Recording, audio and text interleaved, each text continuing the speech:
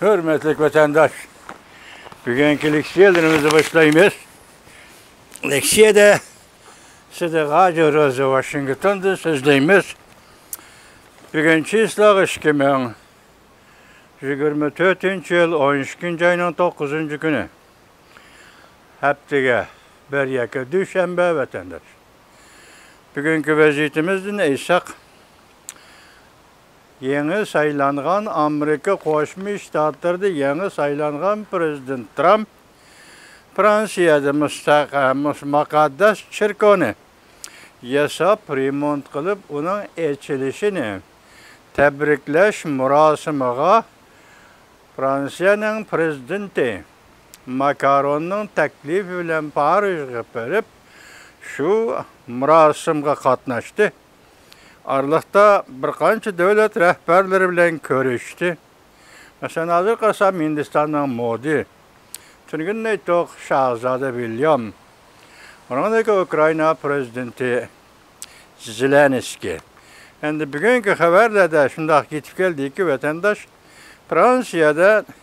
Fransiya prezidenti Macron, ondan keyin prezident Trump, ondan Ukrayna prezidenti Zelenskiy üç taraf degende bu resmi o'tirg'i chiqqan suhbat emas, fikrlashish asosida suhbat elib borgan gap vatandaş. Şu qatorda hozir prezident Trumpning Rossiya-Ukrayna masalasida aytgan bir jumla so'zi derhal urush, to'xtash. Hatta bu aralıqda prezident Vladimir Putinning ismini yig'izg'apti. Hem şu yerdə şu söhbətdə deyilir, fikirləşiş jarayonida Zelenskiy şu qatorda bor, şu o'rinda bor degan gap.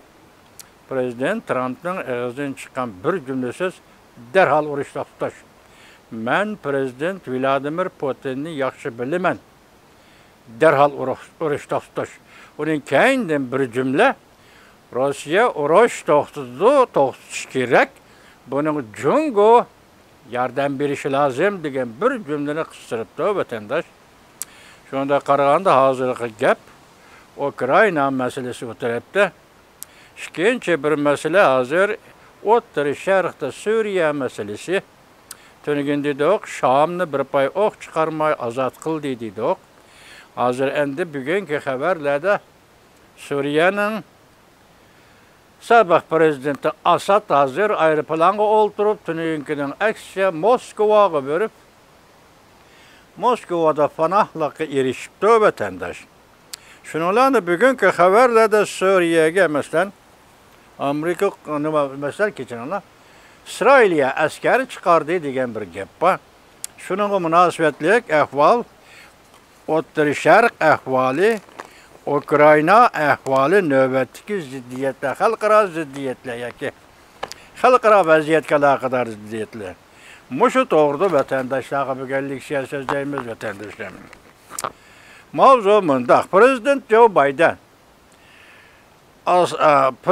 Joe Biden Asadning Suriyasi gumron bo'ldi. Bu negizidan aytganda haqqoniy harakatdir deb ko'rsatdi mavzuli xabar.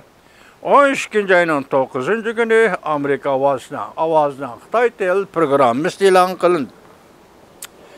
Xabar bunda boshlandi vatandaş. Amerika Qo'shma Shtatlari prezidenti Joe Biden yakshanba 12 ayning 8 günü bunda e'lon qildi. Suriya Bashar Asad hukumatining tuyuqsiz gumron bo'lishi negizidan aytganda haqqoniy harakatdir. Lekin yana O'rta Sharq uchun muqimsiz bir paytga kirib keldi. Prezident Joe Biden Aqsaroyda nutq so'zlab bunday ko'rsatdi. Asad jamiyati Suriyada qattiq qo'l siyosat yurgizib, bugun gumron bo'ldi. Suriya xalq uchun aytganda bu fursat bir avlod kishilarni o'zining taqdirini o'zining qo'lida tutadigan bir yaxshi fursatdir. Prezident Joe Biden yana bunday ko'rsatdi. Amerika va Amerikaning ittifoqdoshlari o'tgan 2 yilda ishlagan harakatlarni Suriye'ni kolluğuçu İran, Rusya ve İran'la kolluğu girişken Livan Allah Partiyası kurallık unsurlarının gücünü acizletip ulağa kalsak, ulağa birinci bulup Asad hükümetini qoğdaşqa çağrısız kaldı. Prezident Joe Biden Aksaray'da devlet bir xatarligi məsləhətçileriga bilen görüşkende mundaq görsetdi. Bizning qılğanlarımız O'tir Şərqdən kuş tampınlığını özgertip etdi. Amerika'da yeniden saylanğan Prezident Trump yekşembe günü mundaq görsetdi. Asad cemaati bir neçe 10 yıl hükümranlık kılgan Suriye'den kaçıp çıkıp gitti. Çünkü onun kadinas dostu Rusya Prezidenti Vladimir Putin onu qoğdaşqa endi kızıqmaydigan oldu. Donald Trump özden aloqa matbuot sahnesida oldingi kuni fikir e'lon qilib, Amerikaning Suriye'ye harbiy aralashış mümkünligini ayıplagan edi. Ökçü qurolli kuchlarga yordam berish Asadni og'dirdigan bo'lsa, ökçü qurolli kuchlarga yordam berib Asadni og'dirdigan bo'lsa, bu bizning ko'rishimiz emas. Yani Amerika'nın ko'rish emas, Amerika'nın ökçü qurolliqlarga yordam berishning zaruriyati yo'q degan edi. Yeni saylanğan Prezident Donald Trump. Prezident Joe Biden'ın devlet bexatarlik məsləhətçisi Jack Sullivan, Prezident Joe Biden hükümetinin Suriye'nin işlerine aralışış niyeti yok deb gösterdi. Biz hushyor bo'lishimiz kerak deb gösterdi Prezident Joe Biden. Asad hükümetine ağdırgan bazı hükümetke karşı teşkilatlarının hemmisi korkunçluk, teröristler, kişilik hukuku xilaflık kılış hatırısı var. Teşkilatlardır. Prezident Joe Biden kendiden yani bir cümle kıstırıp mundaq görsetti. Bu teşkilatlarının hazır sözləvatqan sözleri doğru. Donald Trump yeni mavzu vatandaş. Donald Trump Rusya ve Ukrayna derhal uruş to'xtatishni chaqiriq qildi. Kiyev ve Moskva ayrım cevap qaytardi. Mavzuli xabar 12 ayının 8 günü Amerika ovozning Xitoy tili programmasi e'lon qilindi. Xabar mundaq boshlanadi. Washington.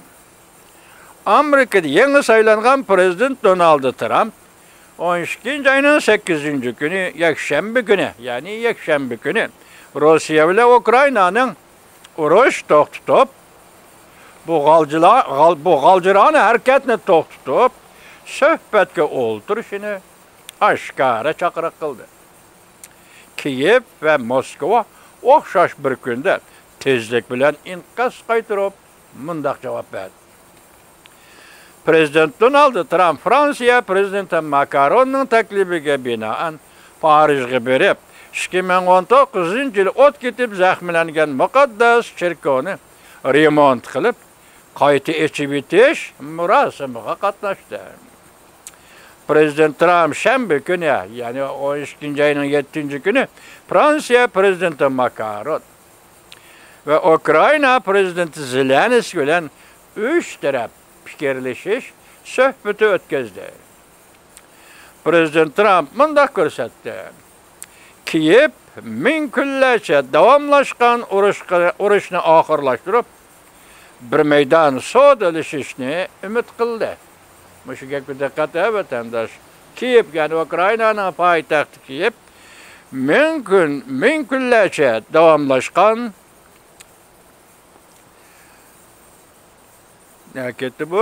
ming kunlarcha davomlashgan urushni oxirlashtirib, bir maydon sodalashishni umid qildi. Bundan boshqa Prezident Trump yakshanba kuni o'zining to'rbetida fikr qoldirib, unda ko'rsatdi. Rossiya, Ukraina ikki davlat asli yuz bermasligi kerak bo'lgan urushda ikki taraf necha 100 ming askari qismidan ayrildi. Derhal urush to'xtatish kerak. Derhal suhbat boshlash kerak. Fransiya Parijda Amerika Qo'shma Shtatlarida yangi saylangan prezident Donald Trump nima dedi? Nima deb chaqiriq qildi? Qarang. Derhal urush to'xtatish kerak. Ukraina, Rossiya. Derhal suhbat boshlash kerak. Ukraina, Rossiya. Ko'p kishilar hayotidan ayrildi. Ko'p oilalar xonavayron bo'ldi. Amerika Birlashma Agentligi Prezident Trumpning bu so'zini naql keltirib, bunda ko'rsatdi. Yana Prezident Trump Prezident Vladimir Putinga murojaat qilib, harakat qo'llanib, urushni darhol to'xtatishni chaqiriq qildi. Men Prezident Vladimir Putinni yaxshi tushunaman. Hozir harakat qo'llanib, urush to'xtatish vaqti keldi. Jungo yordam bersa bo'ladi, dedi. Bu so'zga dunyo qattiq diqqat qildi. Reuters Prezident Trumpning so'zlaridan naql keltirib, bunda ko'rsatdi. Ukraina prezidenti Zelenskiy haftaning birinchi kuni Prezident Trumpning so'zlariga javob qaytarib, bunda ko'rsatdi. Bexatarlik kapolati bo'lmasa, tinchlik bo'lmaydi. Kreml saraya bayonotchisi Peskov bunda ko'rsatdi. Suhbat 2022-yili Istanbulda kelishgan kelishim bo'yicha elib berilishi lozim. Prezident Zelenskiy shanba kuni kechda muxbirlarga bunda ko'rsatdi. Har qanday tinchlik suhbati va kelishimi Ukraina uchun odil bo'lishi lozim. Bunda qilganda Rossiya va Vladimir Putin yana boshqa tajovuzchilar qayta tajovuz qilib kelolmaydi. Amerika yana bir xabar vatandosh Suriyadagi kurdlar, yani adeta Kurdiston deb ataladi, Kurdiston qurilmadi, shunaq bo'lsa kurdlar. Kurd Amerika Suriyadagi kurdlar do'stlarni davomli qo'llaydi. Mavzuli xabar 12-oyning 9-kuni Amerika ovozining Xitoy tili programmasi e'lon qilindi. Xabar bunday boshlandi. Washington Amerikada yuqori darajalik bir nafar amaldor bunda ko'rsatdi.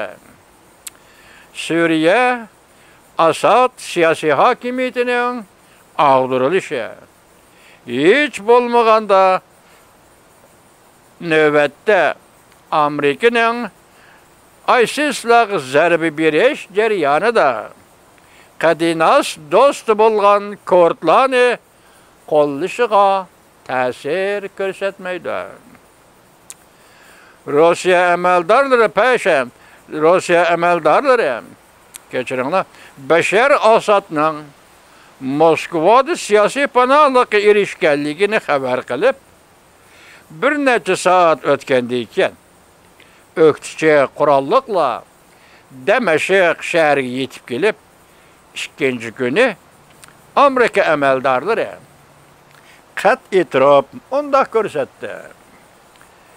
Amerikaning Suriyadagi harbiy mavjudligini o'zgartiradigan hech qanday plani yo'q.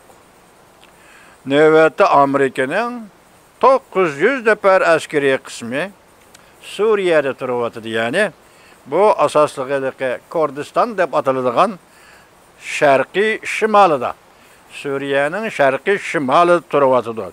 Ve bu 900 nafar Amerika Qo'shma Shtatlari askariy qismlari Kurd rahbarlari, yani Kurd rahbar partiyasi Suriye demokratik güçler bilen hamkorlashyapti. Bugungi vaziyetimiz hozir bir qismi Ukraina, bir qismi Suriye vatandaş. Suriyada prezident ketdi, Moskvaga o'rinlashdi.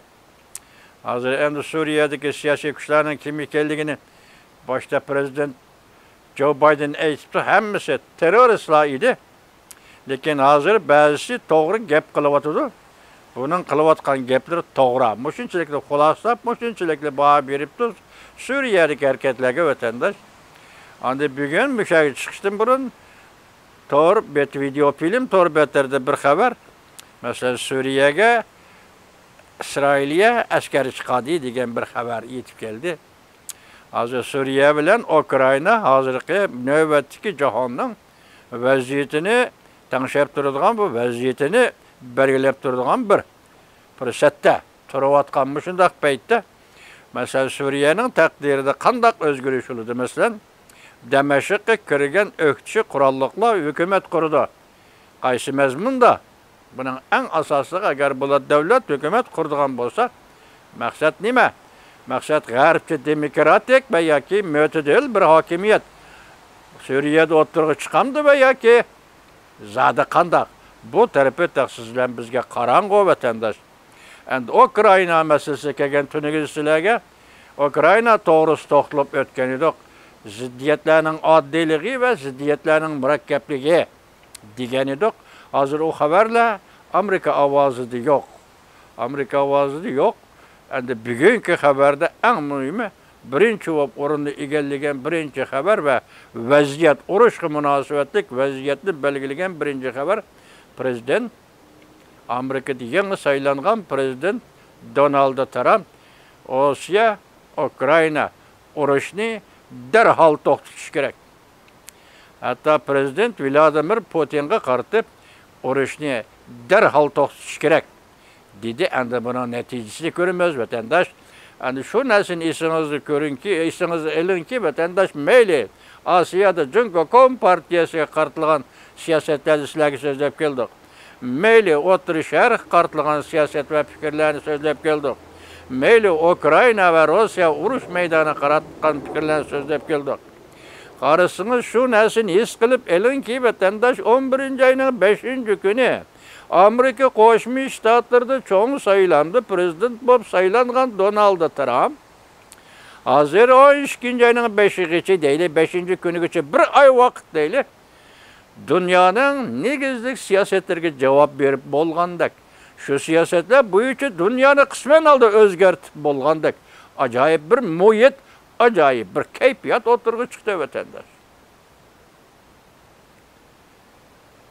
Meyli Ukrayna, Rusya, meyli Suriye, Hamas, İsrail'e, muşit ceryandı, muşu rayın bölekleri de hazır acayip bir vaziyet oturgu çıktı vatandaş.